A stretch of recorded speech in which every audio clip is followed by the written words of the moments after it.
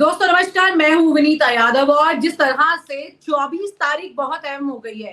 हालांकि 25 तारीख को छठे चरण का चुनाव है, जिसमें दिल्ली की भी किस्मत का फैसला होना है। और दिल्ली पर जो बड़ा तख्त है, उस पर कौन राजा होगा जून में, 4 जून को, उससे पहले बहुत कुछ होना है, बहुत कुछ घट रहा है। लेकिन समय की यहाँ पर बहुत बड़ी कमी है। अभी परिस्थितियां ये है कि डीवाई चंद्रचूड़ जिस मामले पर 24 तारीख को सुनवाई करने जा रहे हैं, उसके ठीक अगले दिन, ठीक 24 घंटे भी नहीं बल्कि 24 घंटे से भी कम समय है, जिसमें वोटिंग शुरू हो जाएगी छठे चरण की। और यहाँ पर डीवाई चंद्रचूड़ जिस मामले पर सुनवाई करने जा रहे हैं, उसके लिए भी कितनी तेजी से कम वक्त में वो क्या फैसला सुनाएंगे, कितने वक्त में वो इम्प्लीमेंट होगा, ये बड़ी बात है। क्योंकि यहाँ पर चुनाव आयोग और यहाँ पर सुप्रीम कोर्ट आमने सामने खड़े हो गए हैं। अब आज की तारीख में जो हो रहा है, वो आज की तारीख पर ही चर्चा की जाए काफी नहीं है, इसकी पृष्ठभूमि पहले से बन चुकी है। आइए बात करते हैं डॉक्टर सीपी राय जी से और उनसे समझते हैं कि किस तरह से ये जो पृष्ठभूमि बनी है पहले से, वो आज की तारीख में सर किस तरह से ये कहा जाएगा कि ये पूरी तस्वीर जो है वो पहले से तैयार हुई थी और अब जो दिख रही है उसके मुताबिक देर आए दुरुस्त आए, या सिर्फ देर से आ गए और दुरुस्त नहीं आए। इस ये कहावत भी समझ नहीं आ रही, कहाँ सेट की जाए, क्या किया जाए सर? विनीता, बहुत सारा सवाल खड़ा हुआ है चुनाव आयोग के ऊपर, चुनाव की प्रक्रिया के ऊपर। ये जो पुराना जो चुनाव सिस्टम था उसमें भी था, कोई लोग मतपेटियां लेके भाग जाते थे, कुछ लोग मतपेटियों में पानी डाल देते थे, ऐसी छिटपुट घटनाएं होती थी। लेकिन ये नहीं हुआ कि एक झटके से लोगों ने चुनाव परिणाम बदल दिए हों, इस तरह की चीजें देखने को नहीं मिली थी। इस ईवीएम को लेके, इस चुनाव आयोग को लेके पूरे देश के मन में एक शंका है और वो शंकाएं लगातार उठ रही हैं। अभी क्या हुआ कि अचानक 1 करोड़ से ज्यादा वोट बढ़ गए उन सीटों पर जिन पर चुनाव हो चुका था, और वो 6 दिन से लेके 11 दिन तक में बढ़े। जब मांग की गई कि आप मतपत्र से चुनाव कराइए या वीवीपैट दे दीजिए जनता के हाथ में, वो एक डिब्बे में रख दें और फिर उस डिब्बे की गिनती भी अलग से हो जाए, जिससे एक पारदर्शिता हो जाए, लोगों को विश्वास हो जाए कि हमने जिसको वोट डाला था उसी को वोट मिला। तो उस वक्त चुनाव आयोग ने तर्क दिया था, उनके वकीलों ने, इसमें कई दिन लग जाएंगे। नई टेक्नोलॉजी इसलिए अपनाई गई है कि मिनटों में काम हो जाता है। तो अगर मिनटों में काम हो जाता है कैलकुलेटर की तरह से और कंप्यूटर की तरह आप मशीन है, तो फिर मिनटों में उसके परिणाम भी आ जाने चाहिए, जैसे गिनती के दिन परिणाम आते हैं। तो फिर आखिर आपके कितने मत पड़े, ये बताने में 11 दिन या 6 दिन क्यों लग रहे हैं, दो अलग अलग चरण के? ये एक बड़ा सवाल है। लेकिन अच्छा हुआ, इसी बहाने कुछ सवाल और खड़े हो गए। 17C एक होता है जो हर पोलिंग स्टेशन में या पोलिंग बूथ में बैठे हुए पोलिंग एजेंट को मिलता है जब पूरा मतदान समाप्त हो जाए। जैसे पाकिस्तान में फॉर्म 45 है, यहाँ पर 17C है।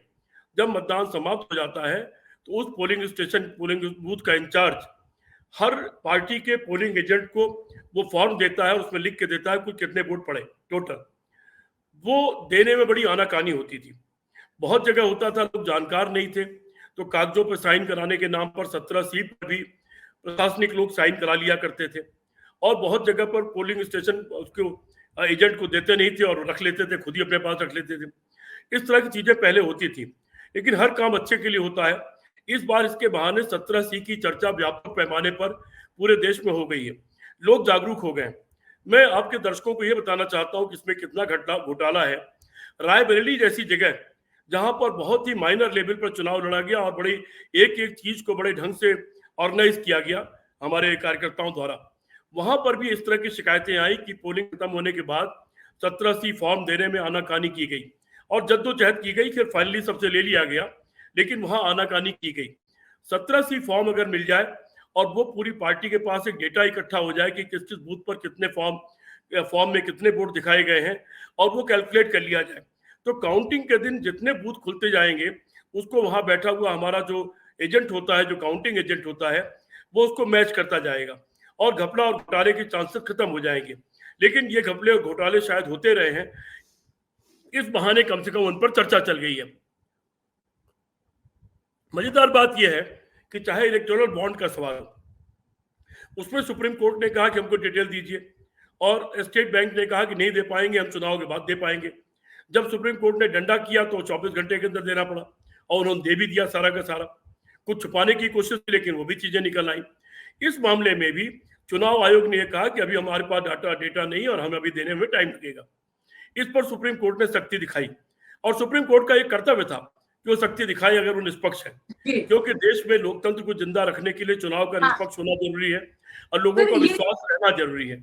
हाँ सर, ये तो पूरा घटनाक्रम है जो अभी हाल ही में घटा, लेकिन इसके साथ सवाल ये खड़े हो जाते हैं कि जब इलेक्टोरल बॉन्ड की बात थी, मुझे याद है कि जब इलेक्टोरल बॉन्ड पर फैसला आया सुप्रीम कोर्ट का, तो मैंने भी ये बात कही थी कि ये फैसला तो आ गया है, लोगों को लगा बहुत बड़ी क्रांति वाला फैसला है, लेकिन फिर वही बात थी कि ये बहुत देरी से आया। अब यहीं पर ये वाली भी बात है कि बहुत देरी से हुआ। जस्टिस संजीव खन्ना जो है, उनकी बेंच में ईवीएम के मामले पर उन्होंने साफ कहा कि ईवीएम को ऐसे पूरा निराधार आप नहीं कह सकते हैं, और वो सारे लकूना जो उस पर सवाल उठा रहे थे वो क्लोज कर दिए। हाँ, उसके लिए कुछ पॉइंटर जरूर दे दिए जिससे कि आप अपने वहम की शांति कर सकते हैं। वो कितना लोगों को समझ आएगा और कितना वो करेंगे पता नहीं अभी, लेकिन हाँ सर, ये है कि अब चंद्रचूड़ जो है, डीवाई चंद्रचूड़ जो है, वो इस वक्त में क्या इतना बड़ा फैसला ले लेंगे, क्या इतनी तेजी से ले लेंगे? सर, आपको इतना लंबा अनुभव है, आपने ना जाने कितने लोकसभा चुनाव, कितने विधानसभा चुनाव देखे हैं, टिप्स पे आपके पास पूरे देश का पूरा आंकड़ा है।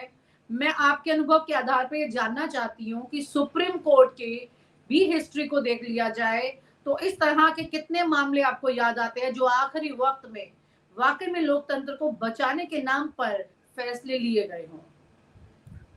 वनिता, चंद्रचूड़ जी से तो उम्मीद की जाती है, उन्होंने एक विश्वसनीयता तो कायम की है अपनी। हाँ, जस्टिस पिछले वाले जस्टिस का आपने नाम लिया जिन्होंने ईवीएम को के खिलाफ अपनी सारी शिकायतों को खारिज कर दिया, तो आपने देखा कि कितना जनता में उनके लिए निर्णय को लेकर रोष था, उनके खिलाफ कितना रिएक्शन देखने को मिला सोशल मीडिया में, ट्विटर पर, जगह जगह और आम जनता में। जनता उनसे ये उम्मीद नहीं कर रही थी, जनता उम्मीद ये कर रही थी कि फूल प्रूफ एक तरीका सुझाएंगे, और उन्होंने जो तरीका सुझाया उसमें आपको पैसे जमा करने पड़ेंगे, और वो सारे पैसे जमा करने पड़ेंगे जो खर्च होंगे दोबारा गिनती कराने के लिए आपको, और उसको मैच कराने के लिए मशीन को, टेक्निकल जांच कराने के लिए, वो उन्होंने लेकिन उससे जनता संतुष्ट नहीं हुई है। लेकिन हाँ, चंद्रचूड़ जी के बारे में अभी तरह की जो जनभावना है और जिस तरह के उन्होंने कई फैसले दिए हैं, उससे ये उम्मीद की जाती है कि निश्चित तौर पर जिस तरह उन्होंने इलेक्टोरल बॉन्ड के मामले में सख्ती दिखाया और उसके सारे डेटा को उन्होंने सामने ला के रख दिया, और सरकार की पोल खुल गई कि चंदा दो और धंधा लो, इस तरह का जो व्यापार चल रहा था, धमकी दो और पैसा लो, ये जो व्यापार चल रहा था, ये जो महीनादारी हफ्तेदारी वसूल हो रही थी, वो जनता के सामने आ गई और इनकी सारी ईमानदारी और भ्रष्टाचार विरोधी मुहिम की पोल खुल गई। आज बल्कि फाइनेंशियल टाइम्स ने भी इनके एक बड़े भ्रष्टाचार की पोल खोल दी है। फाइनेंशियल टाइम्स ने आज कोयले के बड़े भारी घोटाले का खुलासा किया है कि किस तरह से अडानी ने इंडोनेशिया से सस्ता कोयला खरीद कर कई गुना महंगा इसके यहाँ बेचा, जिसके कारण बिजली महंगी होकर के जनता को मिल रही है। वो मामला भी मुझे लगता है कि अदालत के सामने जाएगा और देखते हैं उस पर क्या होता है। लेकिन इस मामले में पूरे देश की जनता को चंद्रचूड़ साहब पर बहुत भरोसा है कि चंद्रचूड़ साहब ऐसा रास्ता जरूर निकालेंगे कि चुनाव आयोग किसी की कठपुतली ना बन पाए। अगर कठपुतली है भी तो वो हिम्मत न कर पाए कि जनता के दिए गए वोट में हेरा फेरी कर सके या जनता के दिए गए वोट को बदल सके या कोई ऐसा तरीका अख्तियार करने दे लोगों को जिससे चुनाव परिणाम बदल दिए जाए। ऐसी उम्मीद लगा के, टकटकी लगा के पूरा देश चंद्रचूड़ साहब के इस सुनवाई और इस फैसले को देख रहा है, और मैं भी उम्मीद करता हूं कि जस्टिस भगवती या चंद्रचूड़ साहब के पिताजी और इस तरह के कई जस्टिस हुए हैं जिन्होंने बड़े क्रांतिकारी फैसले दिए और क्रांतिकारी तरीके से अपनी पावर को इस्तेमाल किया है, उसी तरह से चाहे चंद्रचूड़ साहब भी 24 तारीख को ऐसा रास्ता निकालेंगे कि चुनाव आयोग की शुचिता का पालन हो सके और चुनाव आयोग खुद अपनी शुचिता का पालन कर सके और अपने दायरे में रहे, उसका कोई रास्ता निकले, ऐसी मैं उम्मीद करता हूँ। हाँ विनीता। सर, यहाँ पर जब हम ये बात कर रहे हैं कि ये वक्त से कोई बड़ा फैसला ऐसा ले ले तो अच्छा होगा, लेकिन वहीं पर एक बड़ा सवाल ये भी है कि इम्प्लीमेंटेशन कोई चीज का कितना आसान हो पाएगा इस वक्त में, क्योंकि अगर वो कोई ऐसा फैसला लेते भी हैं, जैसा मैंने कहा कि पूरे 24 घंटे भी नहीं बचेंगे, खास तौर से अगले चरण की वोटिंग में इस फैसले के बाद। विनीता, सवाल यहाँ दो और सवाल उठ गया है। इस मुद्दे पर जिस तरह से चुनाव आयोग ने आनाकानी की है, निश्चित तौर पर सुप्रीम कोर्ट ने उसका संज्ञान लिया, इसीलिए सुप्रीम कोर्ट ने नाराजगी व्यक्त की है, इसीलिए सुप्रीम कोर्ट ने एक सख्त निर्णय लिया है। पिछला जो निर्णय था सुप्रीम कोर्ट का कि ठीक है आप अपील बाद में कर दीजिएगा और फिर अपनी मशीन को जांच करा लीजिएगा, ये भी हो सकता है कि ये देखते हुए कि आप 11 दिन तक डेटा नहीं दे पा रहे हैं, फिर कैसे कहते हैं कि आपकी मशीन बड़ी फुल प्रूफ है, वो 1 मिनट के अंदर सारे चीजें दे देती है और फुल प्रूफ देती है। हो सकता है कि इस पर कोई नए सिरे से इस पर भी सुनवाई हो जाए कि क्या हमें ऐसा कोई तरीका अख्तियार करना चाहिए कि मशीन अकेली ही न रहे, बल्कि वो तरीका भी रहे जो दूसरे लोगों की मांग है, और उसके द्वारा और कुछ होता है या नहीं होता है। जिस वक्त ये मामले अदालत के भीतर होते हैं तो ब्यूरोक्रेसी और पुलिस सिस्टम ये डरी हुई होती है कि कहीं ऐसा ना हो कल को निर्णय आ जाए कि आप सारे ईवीएम को रखिए और उनकी पर्चियां निकाल के रखिए, उनकी गिनती हो जाएगी, तो थोड़ी गलती करने की गुंजाइश कम हो जाती है। ऐसे मैं उम्मीद करता हूं, और मैं इस तरह के किसी फैसले की बहुत आशा भरी उम्मीद कर रहा हूं कि ऐसा कोई फैसला चंद्रचूड़ साहब करेंगे। सर, आपको इस बात की उम्मीद है, और ये बात पहले भी हम चर्चा में कह चुके हैं कि नवंबर में डीवाई चंद्रचूड़ का कार्यकाल खत्म हो जाएगा, तो उससे पहले उनके ही जीवन में ये सबसे बड़ा फैसला हो सकता है अगर ये वक्त से लिया गया तो। यहाँ पर सवाल ये भी उठता है सर कि जब ये ऐसा कुछ फैसला लेने की बात आ जाती है सामने, चुनाव आयोग पर सवाल उठ जाते हैं, तो एक बात तो कंफर्म हो जाएगी कि अब तक जो कयास लगाए जा रहे थे चुनाव आयोग के कामकाज को लेकर के, वो तो स्टैम्प्ड हो जाएंगे कि हाँ, चुनाव आयोग वाकई में गलत कर रहा है। तो देश की एक सबसे बड़ी संस्था के ऊपर इस तरह से अभी तक सवाल उठना और सुप्रीम कोर्ट में उसके कटघरे में आने के बाद दोषी पाए जाने पर आप क्या कहेंगे सर? ये तो बहुत बड़ी बात हो जाएगी। चुनाव आयोग खुद अपने आप में एक कोर्ट के अंदर एक ऐसी पार्टी हो जाएगा जो कि आरोपित है अभी तक, फिर दोषी करार दी जाएगी एक तरह से। विनीता, सुप्रीम कोर्ट बनाया इसलिए गया है, और सुप्रीम कोर्ट में कॉन्स्टिट्यूशनल बेंच इसीलिए बनाई जाती है, डिफाइन करने के लिए चीजों को। उसको सबसे ऊपर इसलिए रखा गया है कि कोई भी पालिका हो, अगर वो कोई गलती कर रही, संविधान के दायरे के बाहर जा रही है, तो सुप्रीम कोर्ट उसको रास्ता दिखाए, इसीलिए व्यवस्था बनाई गई है। इस वक्त एक बहुत तमाचा मारा है पाकिस्तान के मुख्य चुनाव आयुक्त ने। अभी थोड़े दिन पहले ही आपने देखा होगा कि पाकिस्तान के मुख्य चुनाव आयुक्त ने इस्तीफा दे दिया और उन्होंने कहा मुझसे गलती हुई, वोट दूसरों को पड़े थे, मैंने दूसरों को जीता हुआ डिक्लेयर कर दिया। और वो टीवी पर आकर ये भी बोल रहे थे कि मैं अपने को पुलिस को सौंप रहा हूं, कृपया मुझे फांसी लटका दीजिए और मेरे साथ फला फला लोगों को और लटकाइए। ये एक बड़ा तमाचा है भारत की व्यवस्था के ऊपर। पाकिस्तान जैसा देश जो नितांत बहुत पीछे माना जाता है और वहां फौज के शासन और तानाशाही की वजह से तमाम गड़बड़ियां मानी जाती हैं, लेकिन वहां पर भी अदालतों की जमीर जिंदा है, पत्रकारों की जमीर जिंदा है, वहां पर चुनाव आयुक्त का जमीर जिंदा हो जाता है। तो फिर भारत में क्यों नहीं होता है? वहां पर सिविल सोसाइटी का जमीर जिंदा हो जाता है, तो भारत में क्यों ना हो? ये एक बड़ी बहस इस वक्त है। और अगर चुनाव आयोग कटघरे में खड़ा होता है तो अच्छाई के लिए है, क्योंकि जब भी कोई विचलित होगा वो ईडी हो, आखिर ईडी के ऊपर भी कसा है शिकंजा चुनाव आयोग ने। ईडी हो, इनकम टैक्स हो, सारे डिपार्टमेंट जो भी है, ये सारे अपने दायरे में खास तरह से काम करने के लिए नहीं है। इसलिए नहीं है कि 5,000 मुकदमे आप अनाप शनाप बुक कर दो और उसमें से 8% 10% ही जायज निकल पाए, बाकी सारे नाजायज निकल जाए और अंत में वो सारे खारिज हो जाए। इसलिए आप नहीं है, आपको फुल प्रूफ काम करने के लिए रखा गया, कुछ जस्टिस पे काम करने के लिए रखा गया। और उससे अलग हटकर अगर कोई काम करेंगे तो आखिर कौन फैसला देगा? या तो फैसला राजनीतिक जो व्यवस्था है वो करे, लेकिन राजनीतिक व्यवस्था अगर खुद ही फैसले की गलतियों में शामिल है तो उससे न्याय की उम्मीद नहीं है, फिर केवल न्यायालय बचता अंत में। और सुप्रीम कोर्ट के ऊपर दायित्व ये बनता है कि कोई भी संस्थाएं अगर संविधान के इतर कोई काम कर रही है तो वो उसको रास्ता दिखा दे।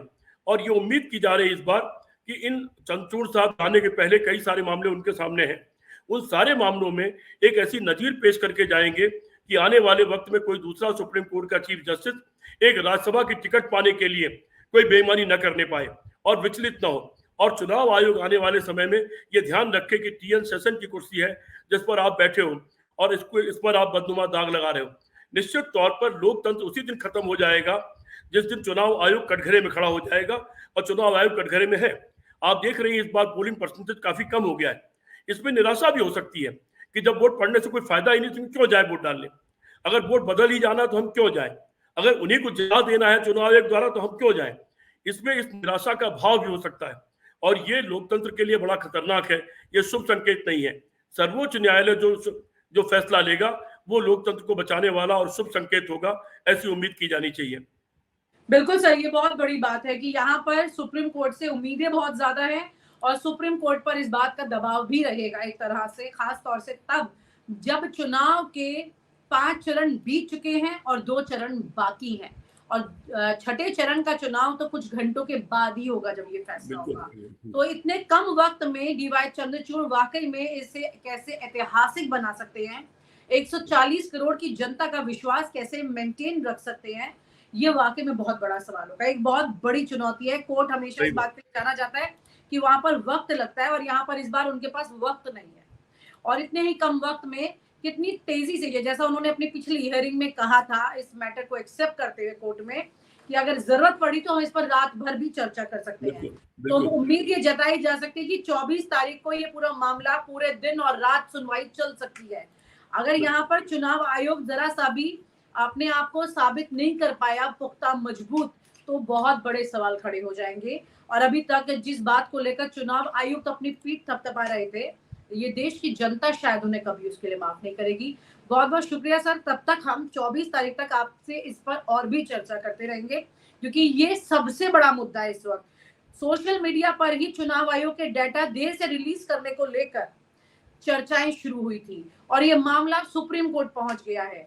तो मुझे लगता है कि और आप जैसे लोग, जी सर, तो आप लोगों की ताकत और सोशल मीडिया की इतनी ताकत है कि अभी जहां जहां गड़बड़ियां हुई, लोग फर्जी वोट डालते देखे गए। कम से कम एटा के मामले में चुनाव आयोग को वहां बर्खास्त करना पड़ा और आदेश देना पड़ा। कई जगह की और वीडियोज आए हैं। इस पर मैं इंतजार कर रहा हूं कि चुनाव आयोग की नीति कब टूटती है और उन पर कब निर्णय लेता है। लेकिन उससे यह तो उजागर हो ही गया कि मतपत्र हट जाने से बेईमानियां नहीं रुकी हैं और फर्जी मतदान नहीं रुका, उससे ये तो उजागर हो ही गया है। इसका श्रेय पूरी सोशल मीडिया को ही जाता है। इसके लिए आप सबको बधाई। जी सर, और इंतजार करेंगे खास तौर से देश के लोकतंत्र को बचाने के लिए 24 तारीख का, कि उस दिन वाकई में डीवाई चंद्रचूड़ क्या करते हैं। तब तक आपके साथ इसके हर पहलू पर आगे चर्चा करेंगे सर। बहुत बहुत शुक्रिया आज के लिए। Thank you so much sir. और आप हमसे जुड़े रहने के लिए सब्सक्राइब करें YouTube पर, फॉलो करें Twitter पर और लाइक करें Facebook पर। और ज्यादा जानकारी के लिए आपको टाइप करना होगा सिर्फ न्यूज नशा।